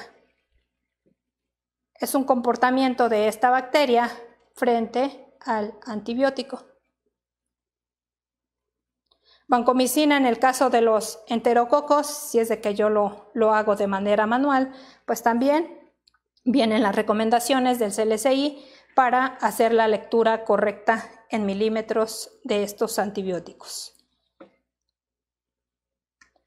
Entonces ya para hacer la interpretación en susceptible, intermedio o resistente, dependiendo del método que yo tenga estandarizado en el laboratorio, aquellos que tenemos sistemas automatizados o semiautomatizados, donde nos dan una concentración mínima inhibitoria en puntos de corte, en miligramos por mililitro, y lo traza el equipo como susceptible, intermedio o resistente, según pues, los puntos de corte que ya vienen estandarizados aquí para los antibióticos según la guía del CLCI.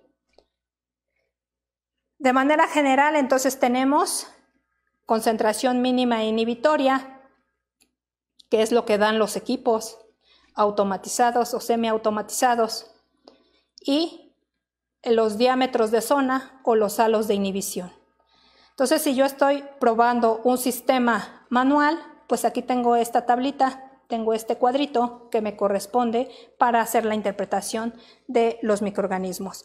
Y como les decía, todas las tablas son iguales, lo que cambia pues va a ser obviamente el microorganismo que identifiqué, los antibióticos y de aquí tengo que enfocarme sobre el método que yo estoy llevando a cabo en el laboratorio.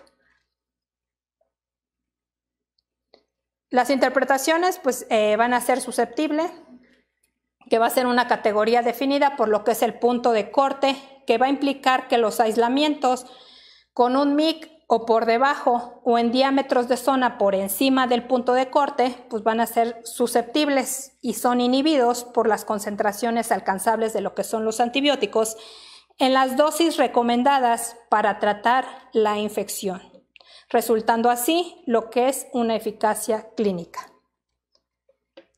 Tenemos la categoría de susceptible dosis dependiente.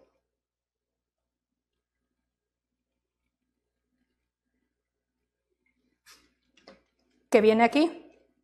Entonces tenemos susceptible, susceptible dosis dependiente, intermedio y resistente.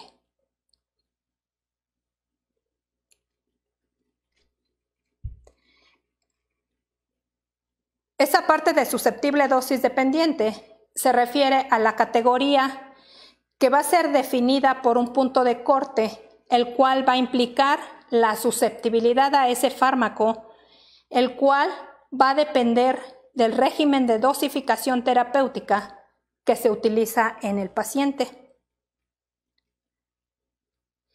Requiere entonces, o lo que quiere decir, que se requiere modificar lo que es el régimen de dosificación, es decir, dosis más altas o dosis más frecuentes o incluso ambas. Considerar el máximo en mic o en diámetros de zona, ya que a mayor exposición del fármaco pues va a proporcionar mayor probabilidad de cobertura adecuada sobre el microorganismo susceptible dosis dependiente. La pregunta es, ¿hace falta otra plática de otras 2 horitas? Miren, la pregunta es por esto. La bióloga da todo un diplomado de sensibilidad a los antibióticos. Sé que el diplomado es de 8 o de 10 módulos. Ahorita ya es de 9. Ah, ya es de 9 módulos. Y cada módulo más o menos tiene alrededor de 20 horas. Sí, ¿Sí? 20 16, horas. 20. Sí, bueno, entonces 20 horas por 9 son 180 horas. yo le invité a dar una plática. Obviamente ella me dijo, y iba muy, muy rápido. Esta segunda parte que ya le bajó a la velocidad, no, hombre, estuvo magnífico, ya nadie se quejó. Pero es de más utilidad. Pues yo prefiero que nos llevemos otra y hasta otra más. Gracias. Y estamos haciendo cosas muy positivas, de verdad. Vamos, usted mostró una diapositiva, pues que decía, y esto estará estandarizado, aunque no hizo más comentarios. Pero yo sé que mucha gente todavía trabaja con los multidiscos, sí. Que tienen ¿cuántos? ¿12? 12, sí, lo conté, sí, tiene 12. Sí, tiene 12 antibióticos en una cajita de 10 centímetros, ¿cierto? De 8.5. ¿Usted cree que haya mucha gente que siga haciendo así los antibiogramas? Híjole, ¿quién sabe? ¿No tiene idea? No. Yo le puedo asegurar que sí, que hay muchos que lo hacen. Entonces están trabajando pues como en la edad de piedra en la bacteriología. Bueno, entonces la primera pregunta, ¿podríamos hacer una segunda conferencia plática? Sí, sin problema. Como que es el momento de justamente decir, bueno, si va a haber otra, pues entonces lo que sigue, que está muy interesante, pues será para la siguiente. Le preguntan si la M100 cambió mucho, porque yo sé que ya está la 30ª edición y la 29, pues decía usted en una diapositiva, cada año se actualiza. Si son muchos los cambios. Sí, esta viene muy bonita porque viene resaltado los cambios en negritas y nos cuesta menos trabajo entender el cambio. Pero sí, a mi parecer sí cambió si nosotros nos regresamos 6 años de un año al siguiente, eran menos los cambios que del 2019 al 2020. Bueno, le puedo asegurar que hay mucha gente que todavía no se entera que hay un documento CLSI, que aunque no es oficial en México ni es obligatorio, pues la verdad es que la gente que trabaja modernamente y bien, tiene que usar estos documentos CLSI, que aunque no sean obligatorios en México, pues es casi obligatorio, pues porque ahora sí que es lo que debe ser, ¿cierto? Sí. ¿Sí? ¿Cuánto cuesta? ¿Usted tiene idea cuánto cuesta el M100? Pues si en enero todavía me costaba casi 4,000 pesos, pero ahorita quién sabe. Ya no he visto noticias, ya no sé en cuánto está el dólar, pero sí. Casi 4,000 pesos. Bueno, entonces como ven es una fortuna y en cambio si ya están inscritos en el PACAL les cuesta escasamente 1,900 pesitos por estar inscritos en esta sección. Claro, es requisito que estén en bacteriología. Entonces le dicen que si puede, sí, ¿por qué no usar hisopos para la toma de muestras? Le preguntan que por qué no, pues, si es conveniente o no. ¿Para qué muestras? No sé. En algún momento lo mencionó usted. En el sistema Vitec tenemos estandarizado también un 0.5 de McFarland para la preparación del inóculo. Los químicos lo podemos hacer con hisopo, lo podemos hacer con aplicador de madera. Los hisopos, dependiendo de la calidad, a veces es muy poroso, a veces lo absorbe. Entonces a veces nos cuesta más trabajo estandarizar. Yo digo por todo esto de la calidad hay que ver también lo que es la economía. Y yo creo que de aquí en adelante pues las cosas o la historia para todos nosotros va a ser diferente. Podemos utilizar un tubo, podemos utilizar 5 mililitros de solución salina y podemos utilizar quizá un hisopo de calidad. Y eso cuesta. Y si nosotros lo ponemos en pesos, quizá puedan ser centavos, quizá no impacte mucho. Pero a veces si no utilizamos un hisopo de calidad, a veces se nos va nuestro inóculo muy pesado y lo tenemos que repetir N veces.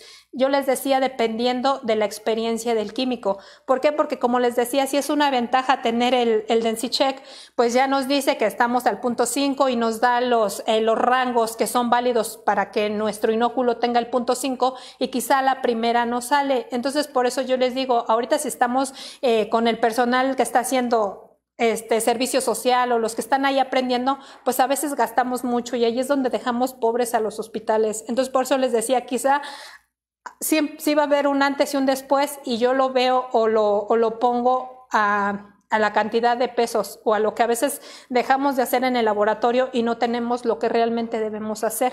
Ese es. el comercial. En realidad todas esas son preguntas que han llegado por internet. Me disculpo si no las ponemos todas, pero hoy sí no me di tiempo. Les mandan muchas felicitaciones, muchos abrazos. Nos dan las gracias. A mis alumnos queridos, fieles y seguidores. Nos dan también muchas gracias al PACAL por haberlos organizado. Felicitan a Monse, que es el orgullo de Tlaxcala, y aquí trabaja con nosotros. Es en serio, bueno. Apareció el mensaje. También Monse, que bueno, es QC y nos la trajimos. Hay muchos jóvenes estudiantes conectados que no sabían ni qué es QC y preguntaron, ¿y qué es QC? Y bueno, pues es que son químico clínico, ¿no? Y yo puedo poner QC, soy estudiante, no, pues ponga estudiante, y si no, pues ponga su nombre nada más. Es más, yo sugiero, no presuman lo que no son. Son estudiantes, no pueden poner ni QVP, ni QC, ni QFB. Tienen que poner o estudiante de QVP o que pongan solo su nombre, ¿sí? Y bueno, ahí le va un comentario. Mire, acá por ejemplo la gente nos dice uroanálisis o urianálisis. Y bueno, uroanálisis pues es en español y urianálisis es en inglés por la traducción. Vamos, es la misma historia que antes decíamos, absorbancia o absorbencia. Y no, absorbancia es porque pues, es una mala traducción del inglés, de absorbance, y bueno, pues lo tradujeron como absorbancia, no existe, es absorbencia, no es absorbar, es absorber. Sí. Y bueno, ahí le va, no es enterobacteriales, en mi opinión, sino bacteriales, porque no son bacterias, sino bacterias. Nada más, comentario pequeñito, porque pues estamos acá hablando en español, entonces hablar lo más correcto. Sí, es que esto es internacional. Sí, a los ponentes que he escuchado ahorita con precisamente yo que soy bióloga y que conozco un poquito de lo que es la nomenclatura, yo lo traduje o hice la traducción a enterobacteriales, pero las ponencias que he escuchado ahorita en el 2020 por los argentinos, por el del CLCI, lo traduce así, enterobacteriales. Sí, tienen razón. Por ejemplo, en toda Latinoamérica dicen chequear, y acá en México decimos checar, ¿verdad? Cuando vamos a verificar algo, pues acá vamos el checar, y voy a checar, pero en Latinoamérica dicen chequear, entonces ya me la mató. Está bueno, se la acepto, pero me gusta más bacterial. Enterobacteriales. Enterobacterial. Y la si hay algún comentario... entregamos a la bióloga su constancia en representación de todas las constancias de todas las personas que se conectaron. Pues como ven, las cosas son diferentes ahora. Aquí no habemos más que las 5 personas que estamos transmitiendo, la ponente y 4 más que hacemos que esto sea posible. Y bueno, además salió con estupenda calidad el video, el audio, todo jaló súper bien. Bueno, le entregamos su constancia a usted como ponente, y a las personas, igual que les va, claro, no como ponente, sino como participante, se los mandamos en PDF y allá lo imprimen a colorcitos y bien bonito. Pero es más, a los colegas de Perú y de El Salvador también les vamos a dar su constancia. Entonces, pues vamos, hemos tenido de otros países, no es la excepción este día. Y bueno, gracias bióloga, estamos muy agradecidos y por supuesto la esperamos. Despídase usted. Pues lástima que ya no pudimos terminar, una disculpa si al principio me fui así como que dice el doctor, como locomotora, a veces me emociono y no hay quien me detenga. Una disculpa y pues muchas gracias a todos los asistentes, a mis alumnos, a todos los que han confiado en mi trabajo, pues para empezar aquí en PACAL, muchísimas gracias y pues esto continuará. Espero que voy a tratar de contestar las preguntas e igual si hay alguna duda o algo que no haya quedado claro, algún concepto que yo tenga erróneo, pues también con todo gusto lo aclaramos en la siguiente parte. Pues de mi parte sería, creo que todo. Reciban todos un cordial saludo, sigan cuidándose mucho y les mando un fuerte abrazo y espero pues verlos pronto a los que tenemos por ahí algunas cosas pendientes y a los que no, pues aquí seguimos también, estamos pues actualizándonos también de esta parte y pues nuevamente gracias al doctor y que estén muy bien. Yo le aplauso en nombre de todos los que están conectados. Gracias, cerramos la transmisión.